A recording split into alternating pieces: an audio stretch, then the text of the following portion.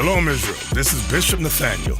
The Israelites have been scattered across the four corners of the earth, as prophesied in Deuteronomy, the 28th chapter. Here in Israel United in Christ, we need your help to recover the remnant of our people, teach them the gospel. Please help us, support us, and join or donate to the Booster Club today. Shalom.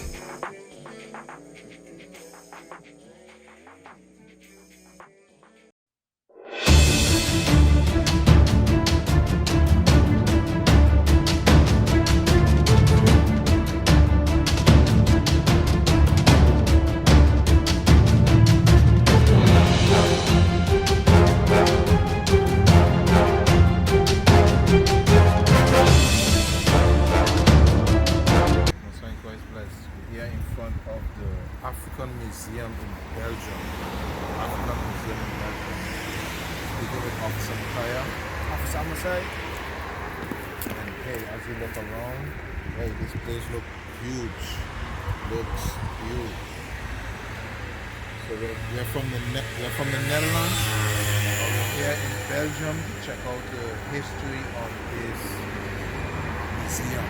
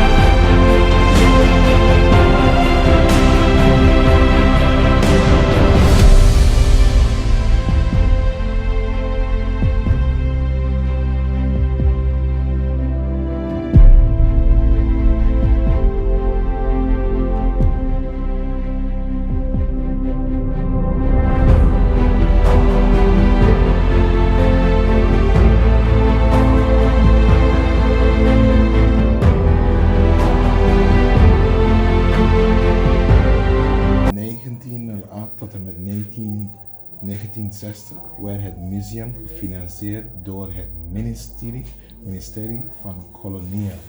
So they say from 1908 to 1960, the museum was financed from the Ministry of the colonies.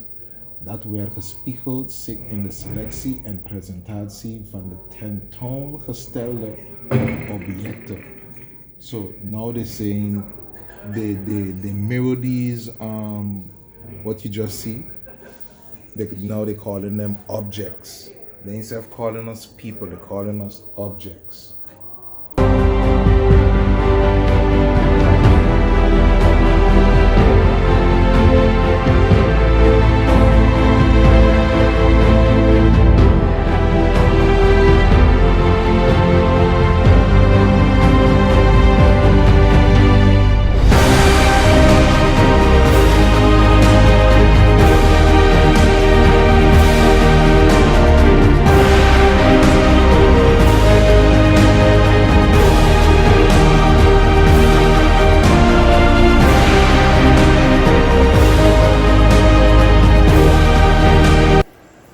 All of those is African babies in their Edomite hands. Look at the texture of that one here.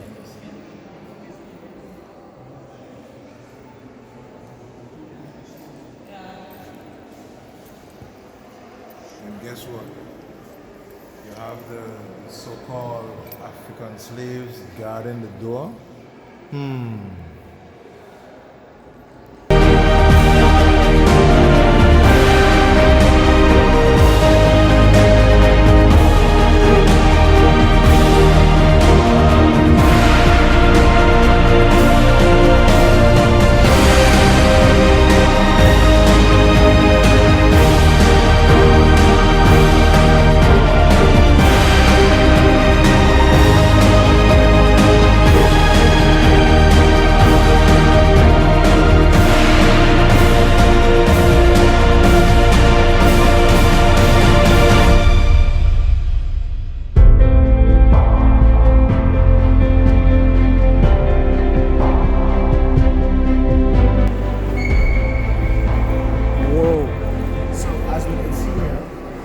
This is, we all know very well, Joel chapter 3, where it says, Ishmael, Palestine, Joel chapter 3, where it goes into the Arabs sending us onto the Grecians. As you can see, here is an Islamic Arab, and as you can see, two infants, two Israelites, and watch carefully. As you can see, his feet is on top of the board. You see how we have them naked? And the reason why we can tell they are black, come to the side. Look at the hair. That's no white people. You understand? Look at his turban on top. There we know. That's the trans-Saharan slave trade. Trans-Saharan slave trade, as you all can see. This guy, A. Matten, was a sculptor who Belgium commissioned to study different artifacts that came back from the Congo. So these are some artifacts that he had to put in, basically in art, to show what came back from the Congo. So these are showing you where the trans-Saharan slave trade also migrated to. If you notice, by the doors have our people. For instance, it's saying the Kraker, and he given a name and how long he lived at. But he's standing up by this door, and on the outside, he's standing up at that door. Both of them are so-called, how to say, security guards. You call it today.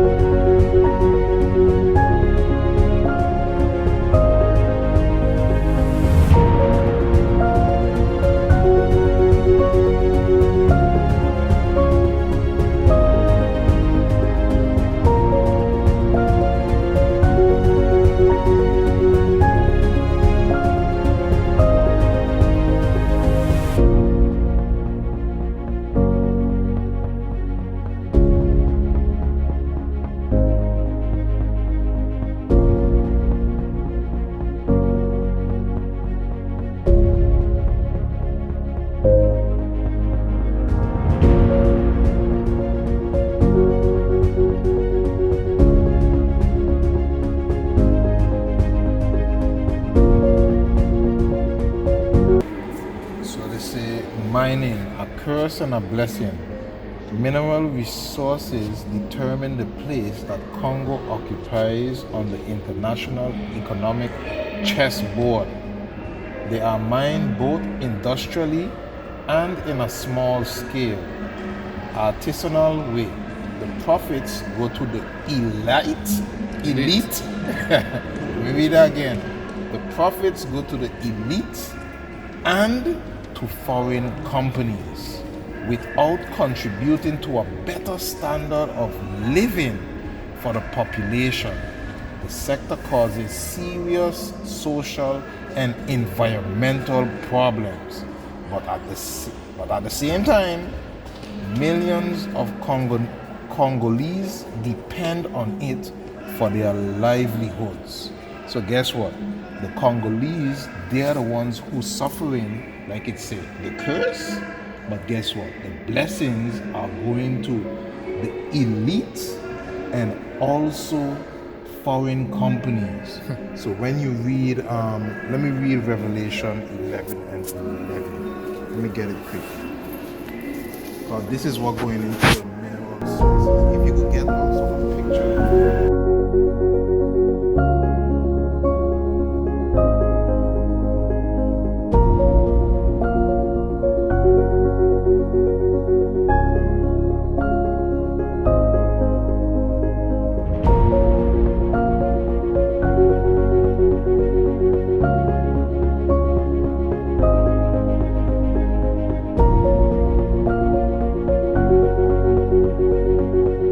Revelation 18 and 11.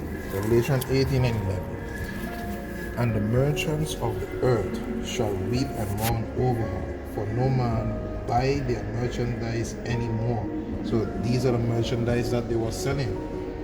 The merchandise of gold and silver and precious stones and of pearls and fine linen and purple and silk and scarlet and all thine wood and all manner vessels of ivory and all manner vessels of most precious wood and of brass and iron and marble and cinnamon and odors and ointments and frankincense and wine and oil and fine flour and wheat and beasts and sheep and horses and chariots and slaves and soul of men. So as you notice while we walked through the museum, you saw animals, you saw chariots, all those things what we just read about in Revelation 18 and 11. So hey, I guess that's what it says. These things only go to the elite. To the elite. Oh, go back to the picture, zoom in on it. Zoom in on it.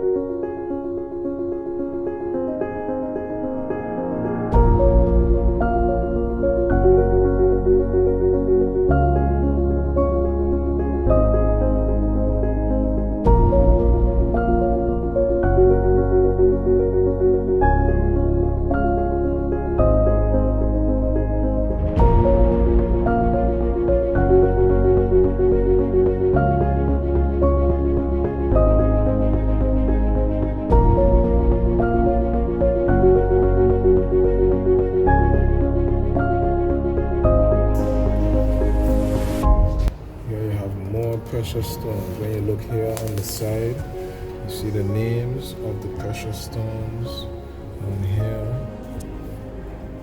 Feldspar, seats. And here you have olive stones.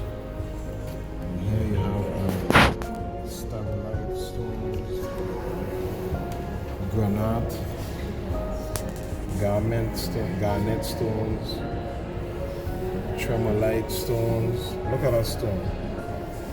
It's a stone, eh? Over here you have gold. This is what you want.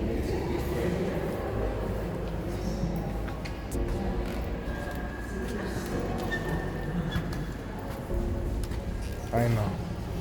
Over here you have gold. Look, zoom in here. Gold. And here you even have more gold in stones. Look, crystals. Gold stones. Gold in quartz veins and rocks. You zoom in, have the small little tiny golds in the rocks.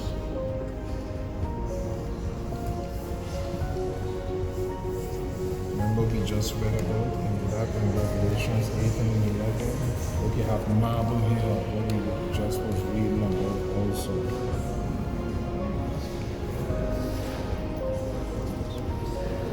Look, you have the minerals here now. You have minerals. Look at the stone. Zoom into the stone. Make sure you get those names, these names. Remember the iron that we just read about. The iron that we just read about. Iron and silver. Azer, iron that we just read about.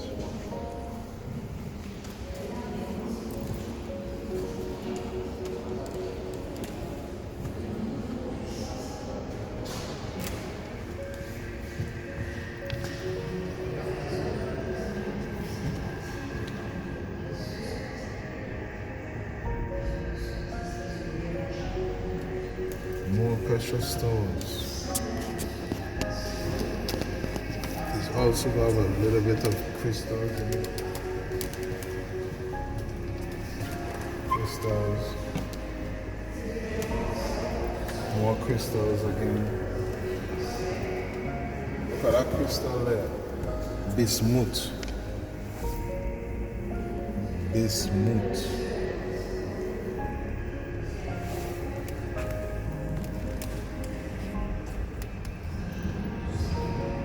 Flour, aluminium, barium.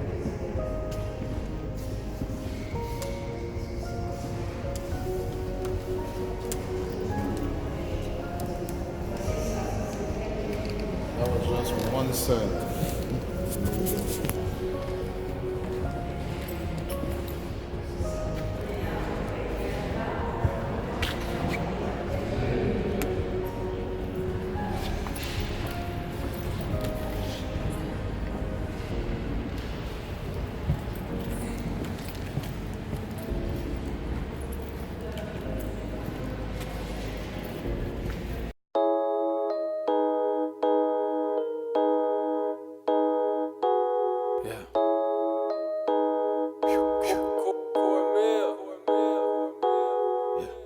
Lord, tell me why they sold us in slavery. Sold us in slavery, sold us in slavery. They tell me why they sold us in slavery. Sold us in slavery, sold us in slavery. Lord, tell me why they sold us in slavery. Why they had to sell us, yeah. Hey, why they had to sell us. They tell me why they sold us in slavery. They sold us in slavery, sold us in slavery. Babylon, tell me when your time up. Think you'll last forever, I can tell you lying. See you tryna hold me down, you can't stop no lines. All of my people that died, how the hell we still survive? You can't see it, got the angels on my dial. Tryna take my blessing, man, they heathen on the prowl. Oh my God, I see them plotting, tryna cut us off, but the Lord, he a blocksmith. Things change, just be patient for a time here. Rearrange. Gold Coast, Central Africa, Southeast Africa. We were shipped to Rio de Janeiro. Y'all could see the map, right?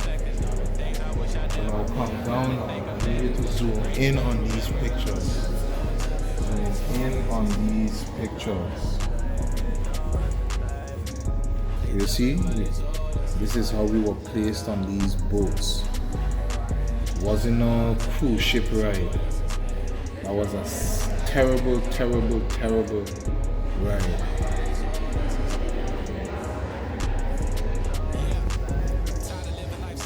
So let me see what they have here. Let me see what they have here. Let me read this one first. The slave trade. The slave trade between 1520 and 1866, an estimated 12 to 13 million sub-Saharan Africans are enslaved and brought to America. We know that that number is not right. Maybe 12 or 13 million that died on the way. Let's go along. The vast majority end up in South America and the Caribbean. In the 19th century, the slave trade, which has been declared illegal, continued until at least 1866. Come on, y'all could do better than that. We know it was longer. Enslaved Africans are disembarked in Cuba that year. The number of people that are transported to the east is difficult to estimate. It's difficult to estimate, but they can write here 12 to 13 million. The slave trade leads to depopulation, refugee flows, political destabilization, and the banalization of violence. In areas weakened by the slave trade, it is easy for colonization to gain a foothold. You hear that? So this is how they gain a foothold. The slave trade was the largest forced migration in human history. Y'all run and take that. So you all have to hear it now from the so-called other nations. Let me read it one more time for those who still don't believe. The slave trade was the largest forced migration in human history. In 2001, the United Nations recognizes slavery and the slave trade as a crime against humanity. In 2001, but yet still, we are still in these positions that we're living in. So now they have here ivory, engine for conquest. Ivory, a symbol of status and wealth, especially for chiefs, becomes one of the most important commodities and an engine for conquest. Elephants are hunted throughout Central Africa. Ivory is brought to the coast of the Atlantic and the Indian Ocean via rivers and caravan routes. There it is exchanged for firearms, gunpowder, and textiles. And here you have a picture of our forefathers in the slave boats, the elephant horns. And let's read about the trade with the east and the north. So here they have a written article, the trade with the east and the north. In the 19th century, traders from an area covering the Indian Ocean, Zanzibar, and Sudan find a corridor to the African interior.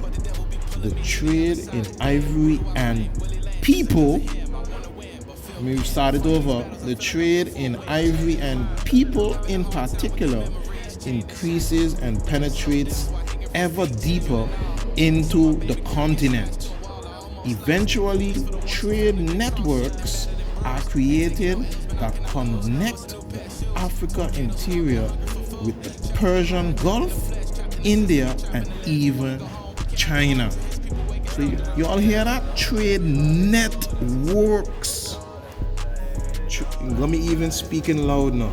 Trade networks are created that connect the African interior with the Persian Gulf, India, and even China. So hey, this is why we gotta come back to God's laws, right? Let's go on the other side. Now we have the slave chains. Hey, make sure you zoom in on those slave chains. These small enough for children. This is children. Exactly. Shackles. Those are just children's shackles.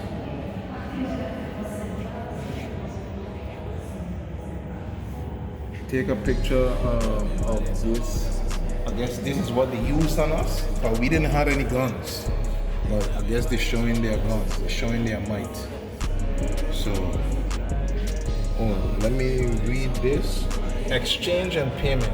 People and valuable goods such as ivory are traded, preferably for European merchandise, such as textiles, gunpowder, and firearms.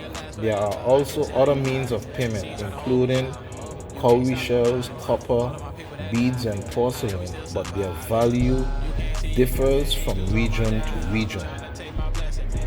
The sharing money of the slave trade. They're talking about where to get the weapons from, so the guns and stuff. Yeah.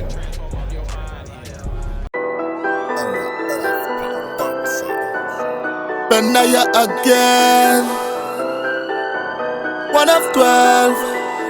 Young step. Shalom, brothers and sisters. Now, this is an interesting part of the museum.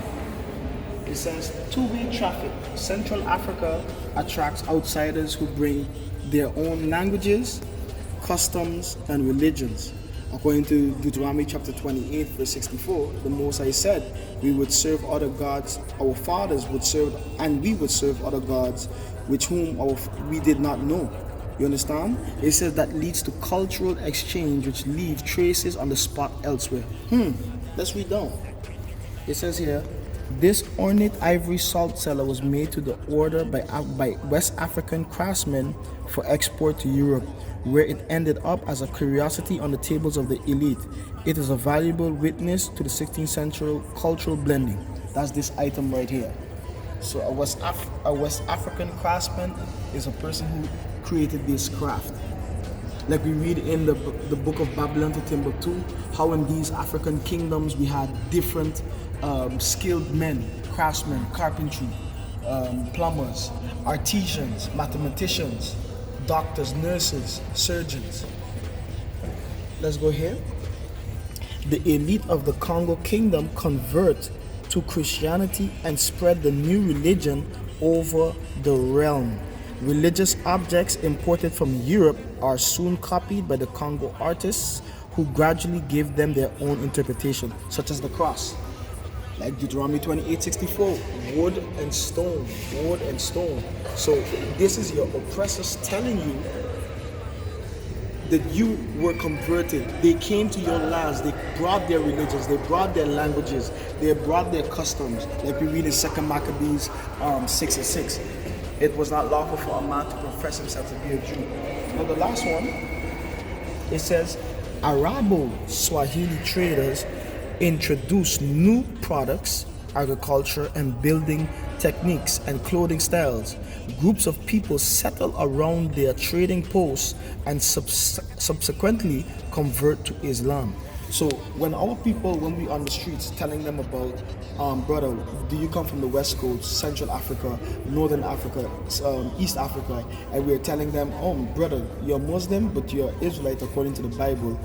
This is telling you, your process is telling you that we converted to these religions. We converted to these religions. Now, I want to get to a little something here. Very interesting. Globalization from 1483 to 1876. It's loading. So, start of 1483, Europeans in Africa. Congo. Europeans in Africa, 1483. Let's follow the timeline. Catholic missions in Africa. So in 1491, Catholic missions, like leaders always told us, our leaders always told us, the Jesuit priests, they came in 1491 into Africa, and this was in the Congo. The Congo Kingdom and America, 1514. From the Congo Kingdom, slaves are being transported to the America. So in 1514 started the the slave trade from the Congo Kingdom into the Americas. Corn and manioc to Africa. So when these slaves got to Brazil, Colombia, Uruguay, Paraguay, all the coastal South American countries, they took the corn and the manioc to Africa and introduced it in their lands to farm. And then in the 1600s, start of intensive trade in Africa. The French, the British, the Danish, the Swedish, and the Portuguese trade intensively with Africa. So it's intensified in the 1600s. Then the Africa interior was a terra incognita for Europe.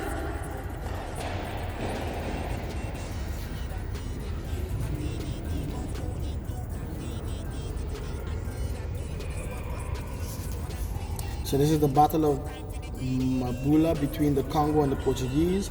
The Battle of Mbula between the Congo and the Portuguese means at the beginning of a long period of chaos in the Congo, starting at 1665.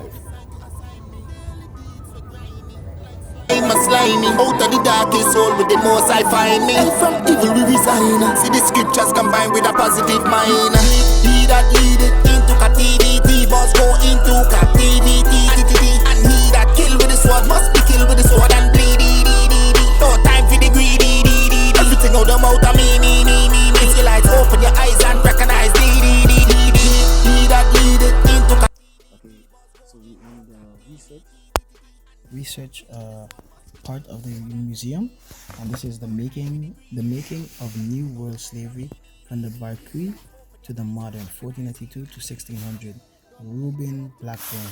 1800. The 1800s. Sorry. So we're gonna go here. The beginning of the slave trade. It says the beginning of the slave trade.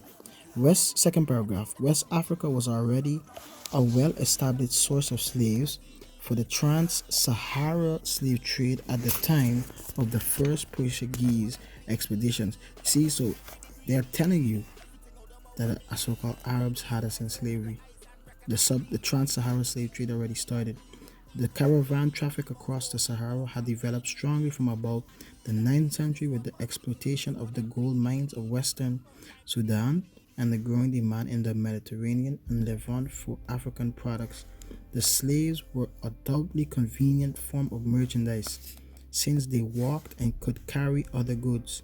The people of West Africa had practiced settled agriculture and metalworking for well over a millennium before this. Such skills, of course, made them more desirable as slaves. The expansion of Islam in the whole circum-Sahara region had helped to regularize the Sahara trade networks. Okay, Shalom family, all praises.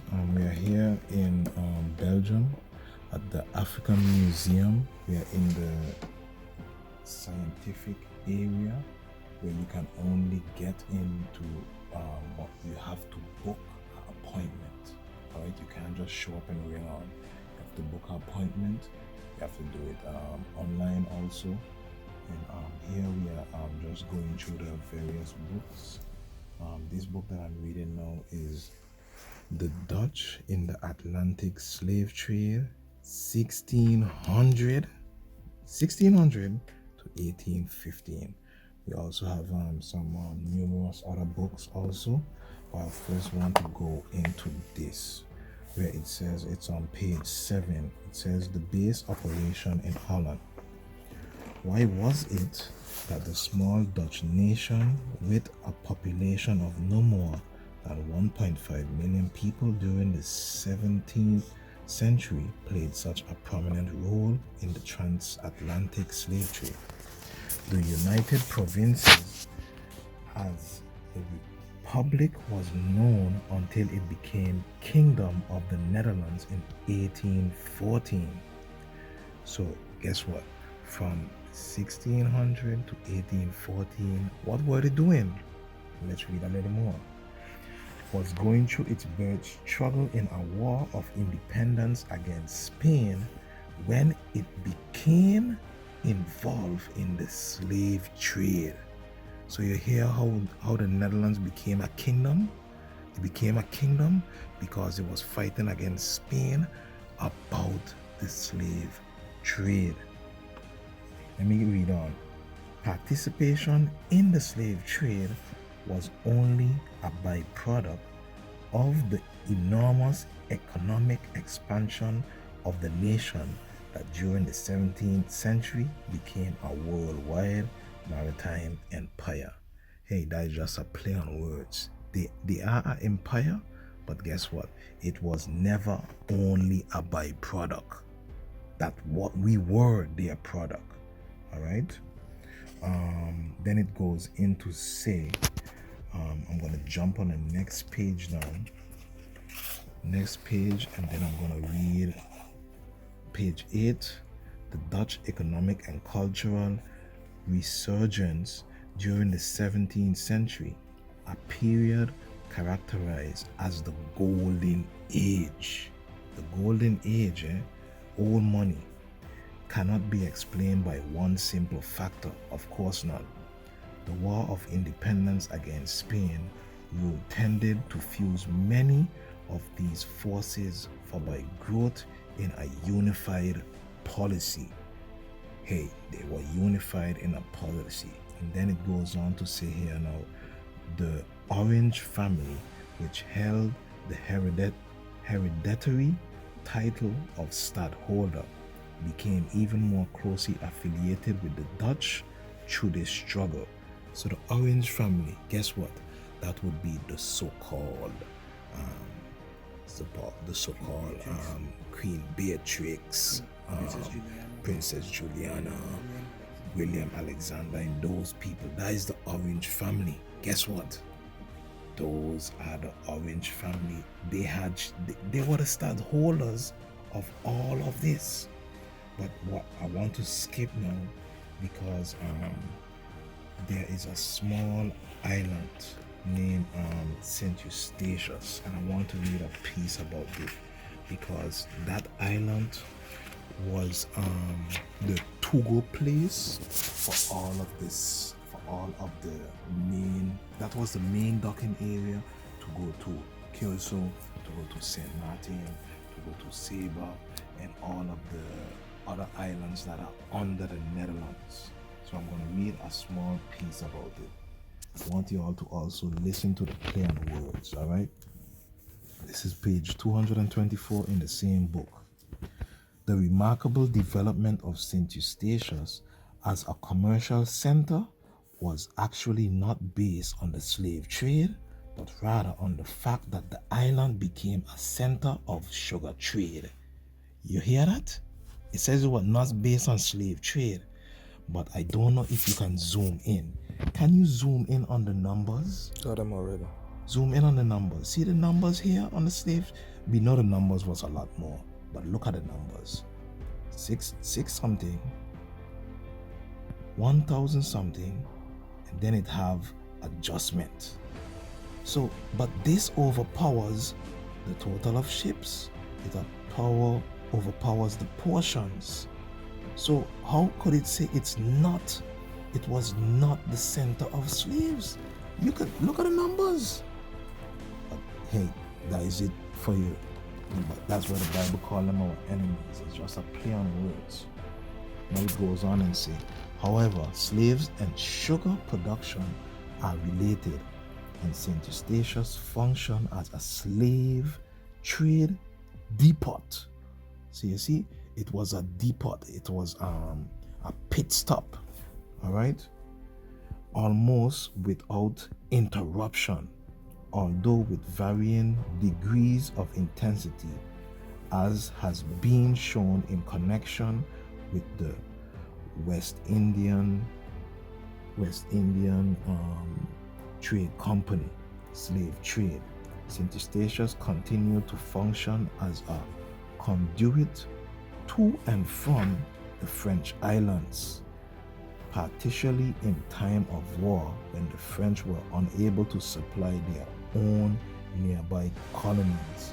So you see St. Eustatius, when you continue reading down, it says, some of the Dutch free trade slave ships for which the destinations are not known must have taken their slaves to St. Eustatius and the neighboring Dutch possessions of Saba and St. Martin.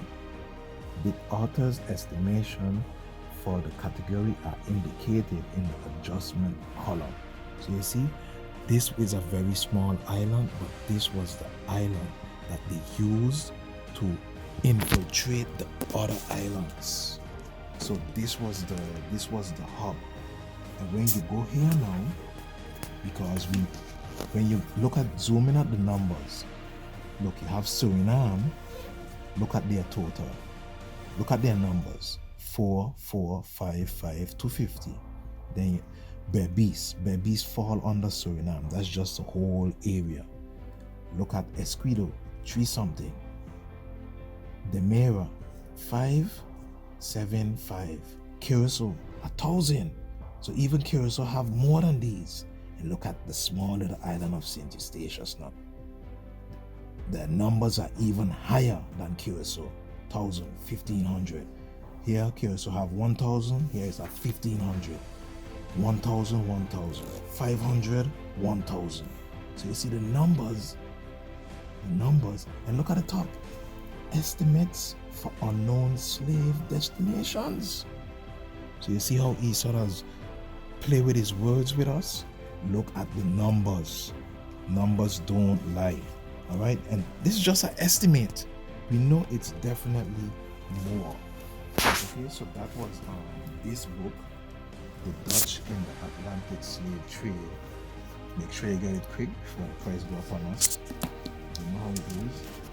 And in this book here now, trade castles and forts of West Africa. So when we go into this book on page 131, it lets us to know, look at it quickly, it let us to know that the Dutch took over the castle St. Jago. And when they took over that castle, let me get the pictures. When they took over that castle, they renamed it to Elmina. They named it Elmina Castle. Look, I have the pictures here. Look, they have the pictures here. Elmina. See here? Look at here. Fort St. Jago. So this was a whole hill. This was a whole area. They're gonna look at the pictures. They're gonna show you the pictures. These are the pictures. This is how it looked. It's still there, as a matter of fact. And look at look. See this picture? This was one of the men who took part in the slave. He was the owner of one of the slave ships. Those of you who live in the Netherlands, you all know about. Look at the name. Look at the name. I didn't write it. Admiral de Rutte in Elmina Castle. Zoom in. Look who's on the ground bowing down. Yes. Let it sink in. Just gonna go to the other pictures. See, this is how the castle look. Look, the hill up here. So this is the castle down here, and also the hill up here. The hill was for fighting, so they could see when enemies coming in, and this would be their stronghold point. All right, so they had to protect this area. Okay, let me see what other pictures they have. Yes, so you see, you could see it better here in this picture.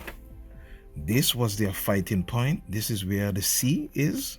This was their fighting point, and this was the area where they had to protect. This was where all of their their precious stuff were. This was where we were at here. Okay, look, they have more pictures here. Look, they have another better view. See, this one is up at the sea.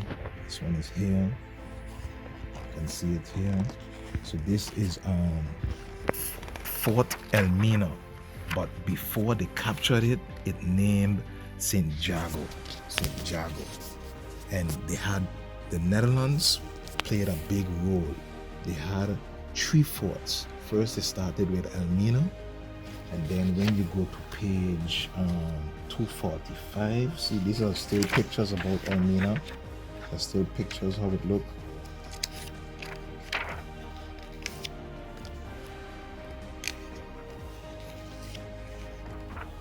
When y'all get a chance, check out these information, but I'm gonna go to page 245 quickly. Page 245. Because this was after they got the fort Elmina, then they took the fort of Cormantin. After they took the fort of Cormantin, they renamed it to Fort Amsterdam. All right, and if you can zoom in, look at the date. Look at the date, 1631. So 1631, they was already in the voyage of getting their second fort in Africa. Look, the name of the book, Trade Castles and Forts of West Africa. A.W. Lawrence. All right, so go back now. So after they got this, they were on a journey now, and they got their other fort. It was Fort Amsterdam. No, sorry, this was Fort Amsterdam, Cormantin. And then when you go to page 337, the other fort was Fort Secondi. Fort Secondi. And that is going into Fort Orange. In Dutch, you say Fort Oranje. All right. So this was their third stronghold that they had in Africa. All right. And when you look in, remember the last date that we just looked for Fort Amsterdam was 1631. Look at this date now. Let's read it. A strong house which the Dutch maintained in 1682. Almost 50 years later. Almost 50 years later, Fort Oranje. All right. So those of you who say, "Hey, the Dutch didn't play a big role," they play a more bigger role than you think. They play a more bigger role than you think. All right, because that is how they became a kingdom, just like how we read before. They became a kingdom in 1814. All right. So as you can see here, feel free to look around with the camera. Pass the camera. Look at other books. Look at this book, The Image of the Black and Western Art. Hey, wait, look. What name do you see there? Harvard. But hey, we're in Belgium. We're in Belgium at the museum and you're seeing Harvard. But wait, what's going on? What name do you see here? Cambridge. Do your research.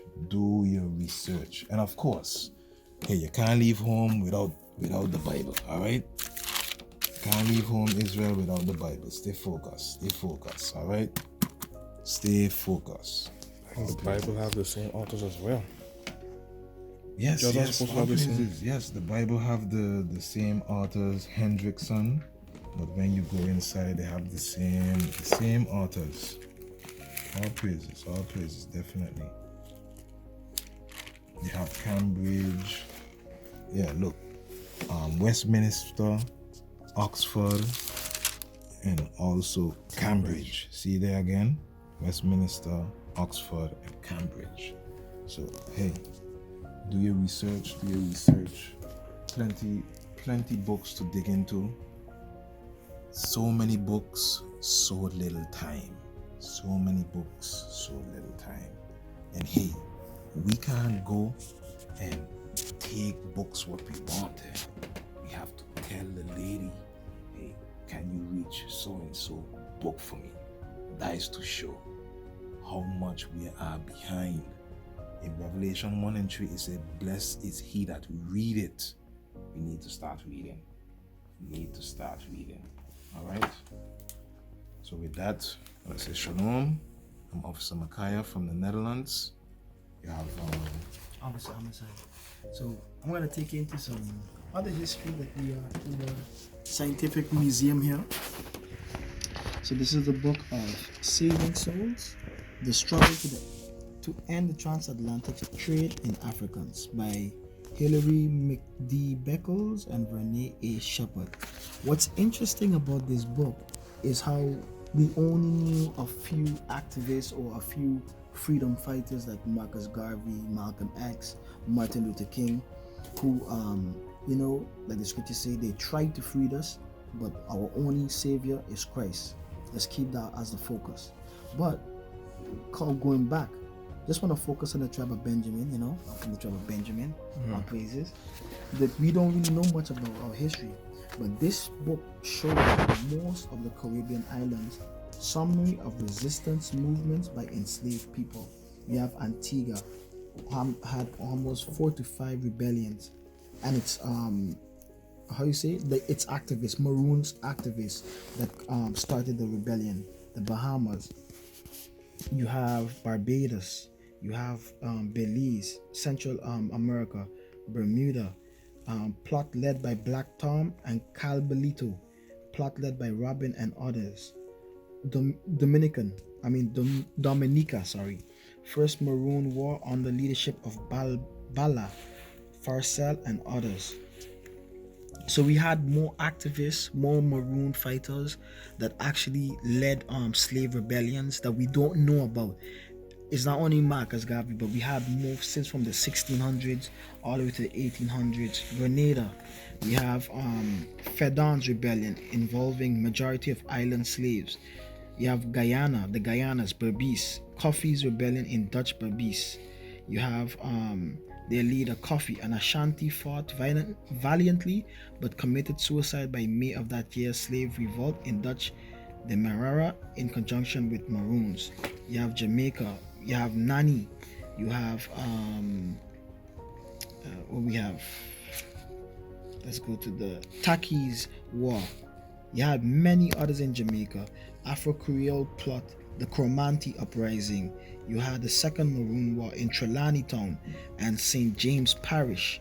So like Scots Hall, it's the Scots Hall Maroon. This is all talking about them as well. You have St. Kitts, you have St. Lucia, you have St. Vincent. What's spectacular about St. Vincent, it says First Carib War with Black Indians led by Chatoya and Duval. It says Tobago, Tortola, Trinidad. And what's so ironic about these slave trades is that our forefathers understood, the best time to catch the slave masters was during the pagan feast days. So we use the pagan feast days as an opportunity to overcome our enemies. And today you have our people using the pagan feast days, dishonoring the Holy Father, dishonoring the Most High. So we have more history in this Bible, more history. Also, there's one more thing I want to pick up of this book. Once again, Saving Souls, the struggle to end the transatlantic trade in Africa. All right. It says here, I gotta turn the page. Yes. It says here, Atta captured Coffee's deputy Accra. So Coffee from the Dutch Guyana, which is Berbice, he had a deputy called Accra. He spared his life on condition that he worked for one of Atta's commanders. Accra subsequently escaped and surrendered himself to the Dutch. In return for his life and freedom, he agreed to work for the Dutch as a spy and a soldier hunting enslaved anti-slavery activists. So all people think it was in the 1940s during the Black Rights Movement, Jim Crow, Malcolm X, Martin Luther King. Even in slavery, we had traitors among us. Even in slavery, here this brother was operating as a spy for the Dutch, so that they would be able to catch our other brothers and sisters who causing the revolts, who causing the rebellions. So even in slavery, we had spies. All right, family. So do your history, do your homework, do your research, And like Officer Mikhaya said, if we look around, we can watch the books. But any book that you want, you can't touch it. You have to ask them to come and pick it out for you. And this is just one of it's 8 floors, right? One of 8 sections in this scientific research part. Shalom, Most High Christ bless. We used to scream black power while heroin was pushed. But at the end of the day, nothing's in vain. IUIC has been given a vision. The tents of Judah has risen. Many has attempted the mission. Minor murmuring, omitting, and missing the mark. Just reading that he had the flame of fire in his eyes gave us the spark. We on Paul's mission. We out on the road, purple and gold. From Mexico, Cuba, Haiti, Ghana, Sierra Leone. 144,000 boots banging, concrete crackling. These are our men repented at heart. The scriptures is proof. IUIC, we deliver the truth.